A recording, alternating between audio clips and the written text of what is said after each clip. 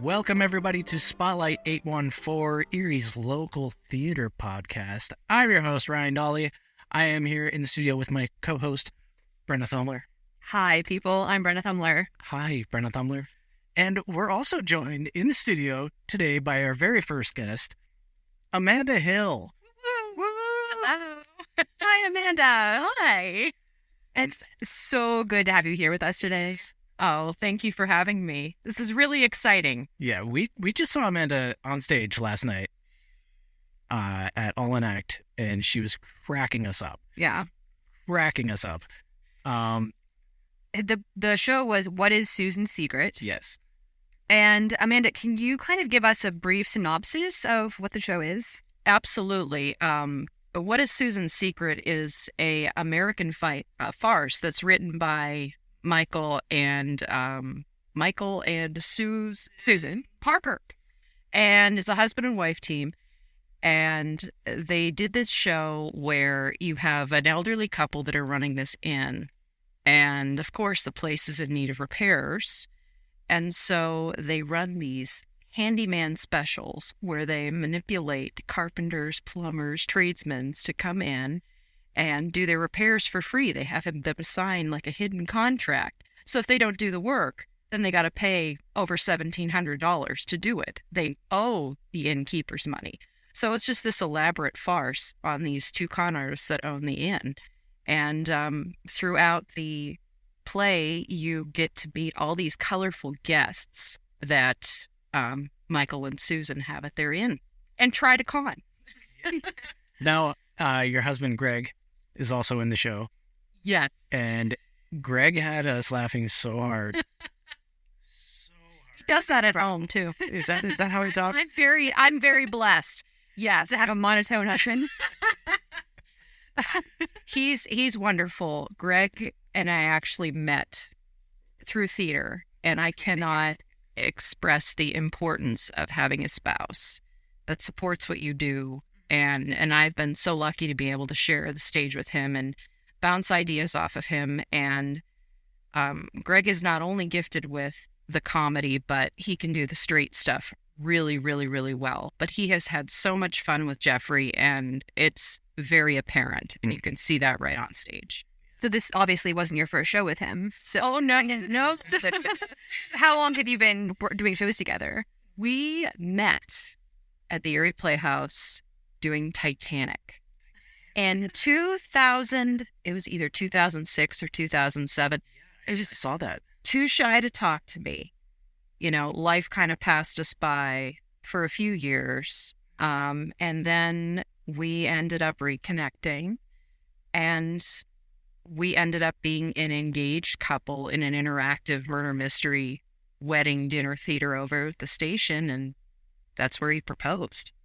So, and then, yeah, but he is a joy to watch for this particular show. Oh, it's so good.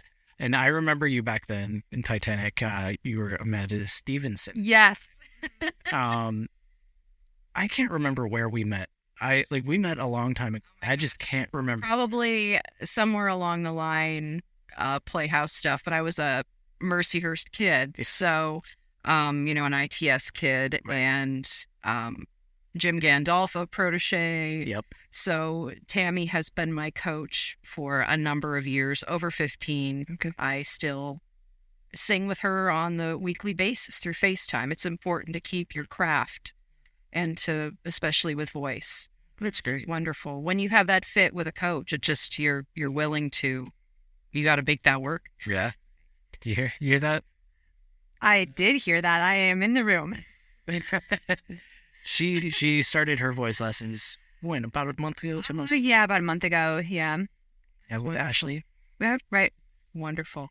Now I met you because you were just in my show at Dramashop and did an excellent job playing the crazy bookstore owner, Brenda.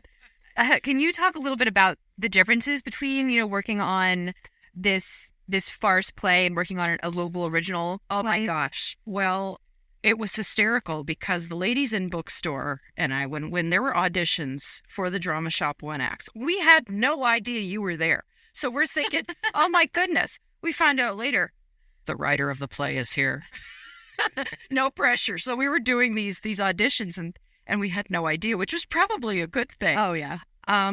But we were so committed to bringing your vision to life. And your story is so relatable. Everybody had a toxic boyfriend and everybody gets caught in a bad narrative. Mm-hmm. And doing an original piece, you feel that you're sitting and you're thinking, oh my goodness, I hope that I'm going to do this justice, not just for the organization, but for the writer, the person that has poured their heart and soul into this for how long. And we hope that we are your walking, breathing vision. And they're on the stage. You absolutely were. It was. She cried a lot. Yeah, I still am. Well, I mean, I was very lucky. The girls and Liam, of course, and the detestable Liam.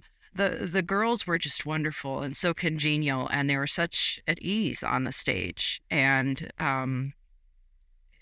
especially Molly. I felt that Molly had that. She invoked all the sympathy for the girl that had been, treated like garbage by her boyfriend, and we all felt it. We all felt Molly's pain. I felt myself so much in her, and that's how it should be. I felt it too. I mean, I've been through that myself. Exactly. Like, as a male, like I even felt that. Like that's absolutely right. And it was just the difference of doing an original piece, and then you have the farce, which is absolute timed comedy. Opening the door on time and okay, is my castmate here with this prop, and is my castmate here for that? Two very different beasts, two very different characters. You have Brenda, that was the surreal fairy godmother per se, a figment of Molly's Molly's imagination. And then you have Penny, who is the frustrated drunk of her boring husband, Jeffrey. He was also hilarious. Wanting in the best way. Yes. No, it's really great to have you here. We've enjoyed watching you the last couple of weeks, and thank you. And you have something else coming up too. I do. The Station Dinner Theater reopened in June, the Savannah Sipping Society. So if you are a fan of the Golden Girls or Designing Women, it's a very good, feel-good girlfriend comedy. There's 4 of us, and I'm very blessed to share the stage with some of the Erie greats. The seasoned. You have Karen Naska, Lisa Slazak, Ruth Scandell. I am but a novice and able to really take in these women, and it's going to be a wonderful challenge to do this 4-person show with them. That'll be exciting. And on top of that, if you missed seeing Amanda in the Dramashop One Act Festival, you have not lost your chance, because it is now streaming online. If you go to Dramashop's website, you can get your digital access pass and watch it for the month of May. So go do that. So you'll be supporting 2 people in this very room. 2 out of the 3 people. Like 66% of us. Math. Yeah, so we talked about your shows. We talked about the house family. The performance family. Family. My kids. My girls have been dancing for Margarite since they can walk. We agree in the importance of having that foundation with performing. Greg and I have struggled through many a dance audition, and me too. We've all been there. Oh yeah. Oh yeah. So are you preparing your girls for the stage in like a theater capacity? We are going to give them the best tools possible, and we feel that Marguerite can do that. She's wonderful. She is amazing. It is almost recital time, and she also has summer camps that are coming up for all ages and all levels. So she's great. The girls love working with her. So yeah, if you guys have young ones, take them to Marguerite's. She's been around forever. My sister went to dance with her. That was like 30 years ago. Well, when I had to do some tap brush up for Nonsense back in the day, and I'm talking almost 20 years ago, and we had to take Nonsense to States, I was told to take some dance lessons. And the poor woman over at Margarite's, it wasn't Margarite, but I don't know. I mean, I probably drove her to drink with my skills or lack thereof. But just a great, wonderful studio, patient, great faculty, wonderful with kids, and a great show every year at the Warner. I mean, she's been at the Warner now for a number of years, and even during COVID, we had a beautiful recital at Rainbow Gardens. So, Is there tap dancing and nonsense? oh my goodness, yes, there is a whole number called "Tackle That Temptation with a Time Step." Oh, no way. I thought, Yes, way. wow. Rue McClanahan, there's actually a recording, a DVD, and Rue McClanahan is Reverend Mother, and that's who I played. It's one of my favorite roles of all time. But that is, I love yeah. tap dance. You love to tap? I love tap dance. I had to. Thanks, one of us. Yeah. I actually had to learn how to tap dance in 2 weeks to play Cosmo and Singing in the Rain. Did you have any tap for cabaret?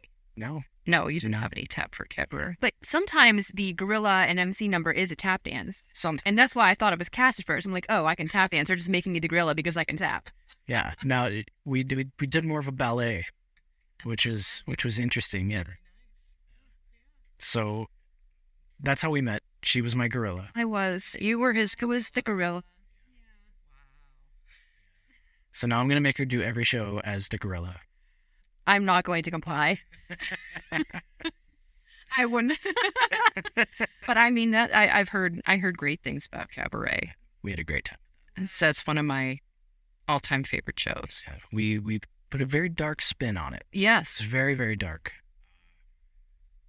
I can't wait to watch that show. We still haven't had our little watch party with the cast yet, but we're really excited. Sounds like so much fun.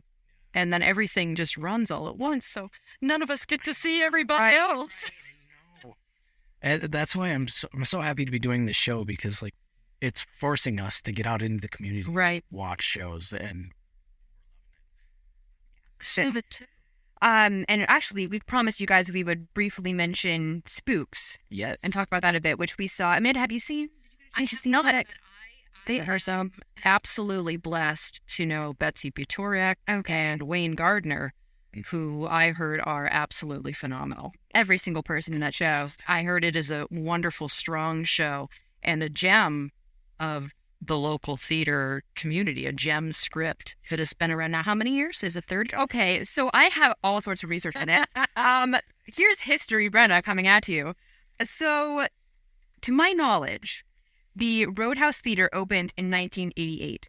There is an Erie Reader article that was written in 2013 by Ben Spigen, and it's Spigen, that says that Bowler's play Spooks found success at the Roadhouse Theater in 1991 when Bowler first debuted his more traditional approach to comedy.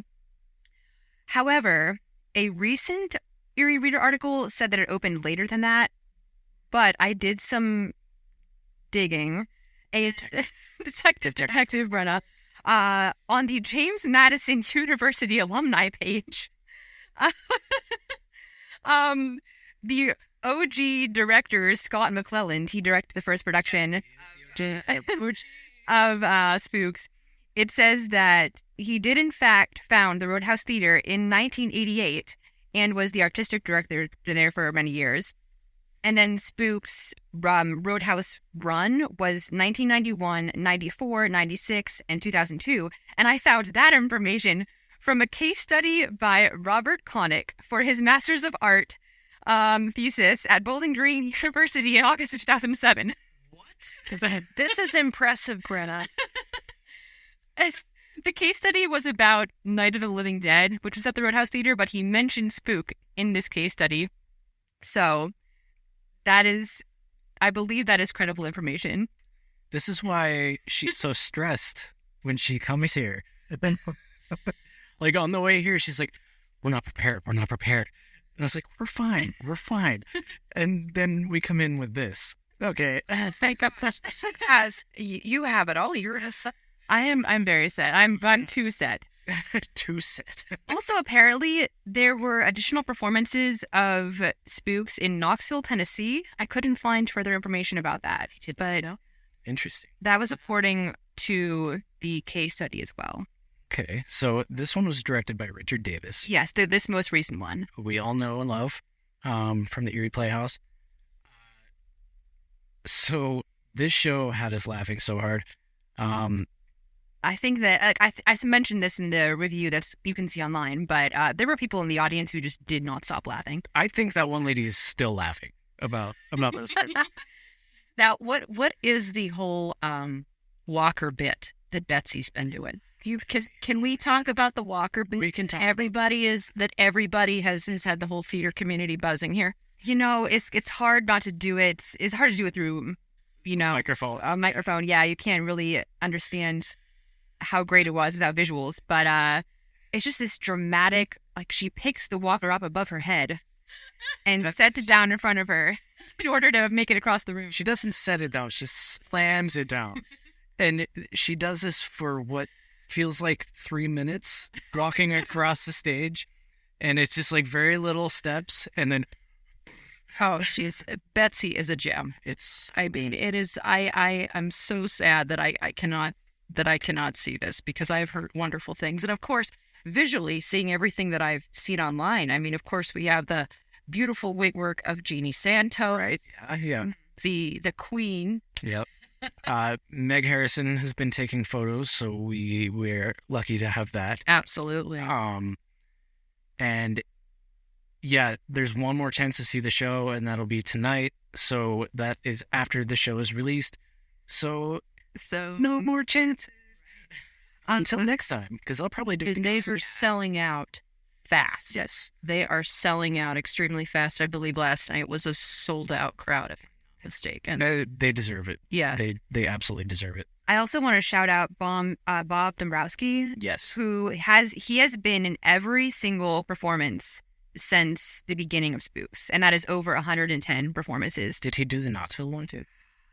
You know, he says every single one. Okay. So I'm guessing yes.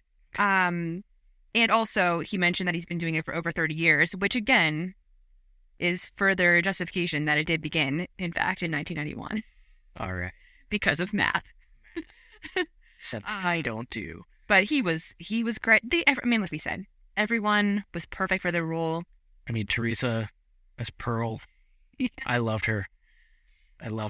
And so this is basically, from what I understand with Spooks, it's a lot of local Erie lore tied into a really, would you classify it as, it's not a black comedy, it's a straight up comedy, right? It's true. A straight up comedy. Yeah, the presence of ghost is actually minimal. It's mostly about the relationship of the sisters and their own individual secrets. But yeah, it takes place in 1986 Erie, which I also did some digging on. I know. That's why I waited for this. All right. So I won't go too deep into it, but So are you going to tell us about the dogs? I googled 1986 Mad Dogs, Erie, Pennsylvania. Could not find anything except for the reviews of this show. Okay. But just to give you sort of like paint a picture of what life was like in 1986 Erie, Waldemere added Waterworld in 1986. I was 2. I was not born. I was not bored either, but a year after. Yeah. So Also, the public dock renamed it to Dobbins Landing in honor of Daniel Dobbins.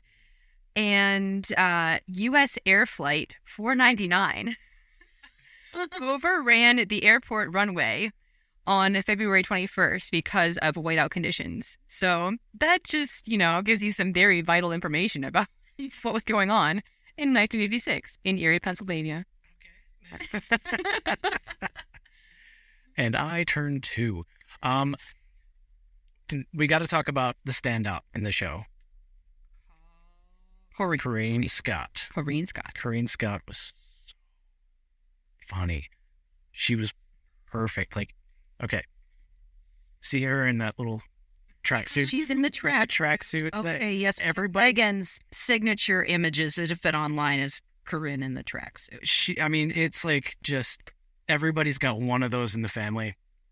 I mean, I even think I might have had one as a kid. I think those made their way well into the early 90s. Wish I had one now. I feel like I had one that color purple when I was a kid. I don't know. There's this one scene where like all the sisters are sort of revealing their secrets, and Annie, who she plays, doesn't want people to know she's in the room, so she just keeps ducking behind the counter in the kitchen. And she's drinking the whole time. Yeah, and just that, the look on her face as she slowly ducks, like, oh no, there's someone else here. It seems so simple to be, speaking this, but just that subtle physical humor, brilliant. It takes a lot to make people laugh with something as subtle as that. Yeah. No, we loved every bit of it. So if you missed it, see it next time they do it. I'm sure they'll be doing it again in the next few years. And we're going to take a really quick break, little intermission. All right. And then we're going to be back with some more Amanda Stevenson Hill. And we are going to talk about another upsetting article. They just keep coming. They just keep coming. So we will be right back.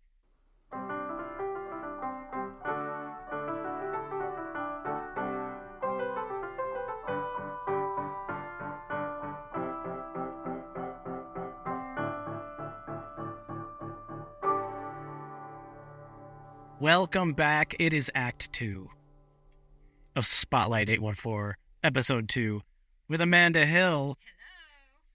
Hello. Amanda Hill. And also me. Brenna's here too. Brenna just hangs out in the corner. So, oh boy, it's time to rage. We promised this. Act 2 is our rage time. Okay, here's the thing. We will not always be raging here. I will always be screaming. I will not. I will mellow it out a bit. Gotta have my bleep button ready. But I am going to get kind of mad today because we have this new censorship problem that, well, okay. It's not quite new. It's not new. This happened in February. And also it's been happening forever. Forever. Yeah. But a performance of the annual Putnam Spelling Bee. 25th annual Putnam County Spelling Bee. Yeah. It was challenged essentially because of various issues. So they called them. Basically a song about erections and the portrayal of Jesus Christ, and unfortunately, one of the characters has two fathers, and people didn't like that. Yep. So this is the Ohio Cardinal local schools. Yeah. This, like I said, this is not the only time this has happened. I'm going to quickly shout out some other examples here. So, a Florida public school stopped the show Indecent because of a 2-woman love affair. In Indiana, Marion was canceled because of a same-sex couple and a non-binary character.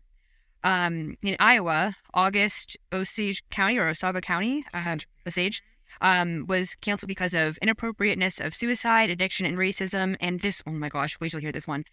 In North Lebanon, PA, the Addams family was stopped because it was too dark and gloomy. Too dark and gloomy. Yeah. So how do you do the Addams family without too dark and gloomy? I mean, I didn't like to spin that up for question. Sorry. They also mentioned, I mean, there was also student smoking and self-harm. But the fact that, like, they brought in, oh, this is a gloomy show. Like, okay, so we can only do happy shows now. Yeah. We can only do, God, what's the happiest Mamma Mia show? There's no conflict. Yeah. Okay, I love Mamma Mia, but still. But okay, so it's like teaching students that everything is hunky-dory, that there are no problems in life. Gay people don't exist. It's insanity. I also, so I'm gonna read a couple quotes here really fast because I read this Washington Post article about Culture War's latest casualty, the High School Musical. And it says, the cancellations come amid fierce political fights over what children should be allowed to learn and do at school. State legislatures are proposing and passing a historic wave of laws and policies restricting LGBTQ student rights and representation at school. So yeah, essentially people are trying to change this at the state legislature level and censor these shows. The worst thing I read, though, was Robert Pondesio, who is a senior fellow at the Conservative American Enterprise Institute, said, "You have to be mindful of local values. School has always existed to signal to children what is worth knowing and valuable, what we praise and condemn, and you have to apply that to musicals as well." Like, is that the purpose of school? What's his name? Robert Pondesio? You, Robert. Like, Seconded. are we supposed to brainwash kids into thinking that they should think exactly like older generations and not critically thinking for themselves and not being individuals? Like teach them what is worth knowing? Are you kidding me? That is such a conservative thing to say. It's like, Nothing good has ever come from banning anything. no. Yeah. No. I mean, like, one of Brenna's books is being challenged. Your book? Let's discuss that a little, because it comes along the same lines. Yeah. So I illustrated the graphic novel adaptation of Anne of Green Gables, and nothing has been banned, but there is an image in the book that is being challenged because, for those of you who don't know the story, Anne, the protagonist, is best friends with Diana, and they get into some trouble, and Anne is blamed, and so Diana's mother basically doesn't want Anne and Diana to ever see each other again. So the illustration shows them parting ways for what they believe is the last time ever, these two best friends. And they're holding hands by a tree, and it's been challenged because people think that it looks like they're lesbians. And I'm like, this is friendship. This is what friendship is. Right. It's devout love for your best friend who you think you're never going to see again. And they just find ways to make it a problem. That's crazy. That is absolutely crazy. And it's, at the end of the day, it's art. Yeah. Who is to sit and to judge art, what's right or wrong? Or if you don't like it, don't go see it. If you don't like it, don't read it. Don't read it. Yeah. If you don't deem something appropriate for your child, don't expose them to it. If that Don't drag it away from everybody don't else. drag it away from everyone else. Absolutely. That's exactly what it was with last week's episode as well, when we talked about the school canceling their field trip to see James and the Giant Peach.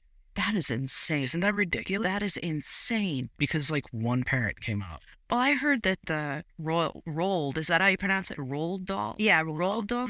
I mean, I've heard that his books are actually being edited and isn't that going on too? Like some of these books are being, like some of his books in particular? I think so. I feel like I've heard that there were some racist moments inside some of the books that was being edited. I could be wrong, but I'm not sure. Yeah, I'm not sure. I heard that there was some stuff going on with some of his books. I thought something with Matilda. Which would be interesting because of how popular the musical has become, and now the new Netflix adaptation. The musical, which is my kids love it too. Oh, they're up and seeing revolting children at 2 to 3 in the morning. Like, yes, you are revolting children. Go to bed. Him mention that some of the best written lyrics I've ever heard for the lyrics are written brilliant, Matilda. But also, so I also wanted to mention Libby Albright, who did or was supposed to do the August Osage County musical. She was a senior in the school, and basically she felt like the role was really relatable, and someone in her family had recently died by suicide, and it hit her so strongly, and then it was taken away from her, and she had to do You Can't Take It With You instead, and she's like, it was a fun show, but it wasn't fulfilling. Right. Right. I mean, the thing is, like, these are situations in our lives that are real. Mm-hmm. And especially when you're young and, you know, you're going through like high school and stuff like that, like depression and suicide, that has to be talked about. And to pretend like it doesn't exist, to be like, let's not To pretend it doesn't exist doesn't make it disappear. Right. Yeah. Right. Absolutely. In fact, it just makes it worse. So what are the you started to touch on this a little bit, Brenna, but what are the kids saying? Have we like the children that are being cast? Like you? Yeah. Right. So actually one of the students who spoke with Washington Post, I'm assuming, was talking about what happened when the music director came in. It was this past January. They were halfway through rehearsals, and the music director comes in and is like, we can't proceed with the show. And the student who spoke said that the entire room just fell, and people were sobbing. And it's like, is it worth it? Is it worth it to hurt these kids in this way? Absolutely. For your own personal problem. If you look at it from an administrative view, okay, first of all, you have the mess with the kids and the upset and all the work and their hearts in these pieces. But then from a fiscal standpoint, you have to pay for these rights ahead of time. You're losing money. Why would you do that? So the school made them make changes to the script. The music director worked with the original writer of the show and proposed over 24 changes. 24. 12 were received. 12 changes were made. Thankfully, it was mostly just editing out profanity, which the original director was supportive enough of that. She's like, okay, that's fine. But she was unwilling to get rid of any of the fundamental changes about like the character and the story. So the gay fathers remained. Okay. And any of those like similar, character structure points, those all stayed, and the show proceeded. However, for any future shows, this music director does have to get approval from the principal, the board, and the superintendent for any future. A lot of red tape. Yeah, a lot of red tape. And that's what she says. She's worried about every single move that she makes. She has to tiptoe around it. Is there certain areas of the country that you're seeing more of this in? Or, is it just kind of everywhere? I think it's pretty much everywhere. It's everywhere. This particular one is in Ohio, Cardinal School District. Okay. I don't know exactly where that is, but it's somewhere in Ohio. And the other ones I mentioned, it's Florida, Indiana, Iowa, PA. There was also one I saw in California, which is right. That's kind of surprising. Yeah. Right. So I think it's just everywhere. Yep. So that's our anger story of the week.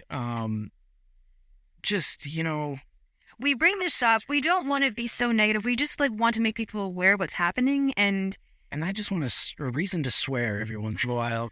Who doesn't want that, right? I've only sworn once in this episode so far, and that's going to be a really good bleep. So thank you for giving me that. We just feel like this is really important to discuss. Yeah. So we're going to get back to Amanda here. Yes. Amanda, thank you for your input on that. Like, you as a mother, you count. Your opinion matters. We were just discussing this before we went back on air.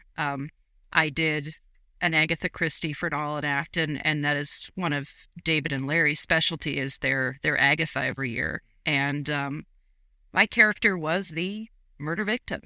And I did bring my children, and a lot of folks kind of raised their eyebrows at me and said, well, why are you doing this? Well, because first of all, I want to teach them the respect of the art.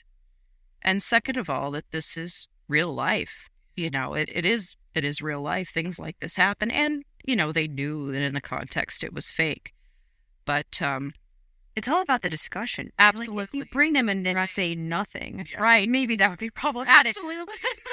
but if you sit down with the kids and have a personal discussion with them about what's happening, that the whole problem is not talking about this. Right. Yeah. And I think that's a lot of, it's a generational thing too. I see a lot of folks, things that they say, oh, well, my parents we don't talk about this. And like we talked about the mental illness, we don't talk about that. We don't talk about addiction. But now, the positive side of all of this is that my generation, I mean, I'm 36, Ryan, you're 38. Okay. Yeah. And Brenna, you are 30. 30. Okay. So our generation, we are making it okay. Mhm. I will talk to my children about, how are you feeling today? Or, you could come to me and tell me anything. It's a difference of generations, but that's the positive, is that we're trying to make that change. Absolutely. Okay. So we are going to do a quick little rapid fire question All right. I'm ready. situation. I'm ready. But before we do that, let's talk about some upcoming shows Yes. in the area. This is honestly just going to be the same as last week. There's nothing new that has been added that I'm aware of, except for Amanda's show that is happening at Station Dinner Theater. And that opens June I believe June 3rd. 3rd. I believe. Yes, June 3rd. But on top of that, we have Heather's at MCT opening on May 12th, and that runs through the 21st. We have Kingdom Come at Dramashop opening June 9th, running through the 25th.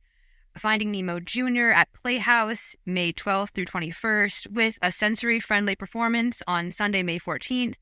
And you can still catch Amanda in What is Susan's Secret through May 21st. On Fridays and Saturdays at 7:30 and Sundays at 3.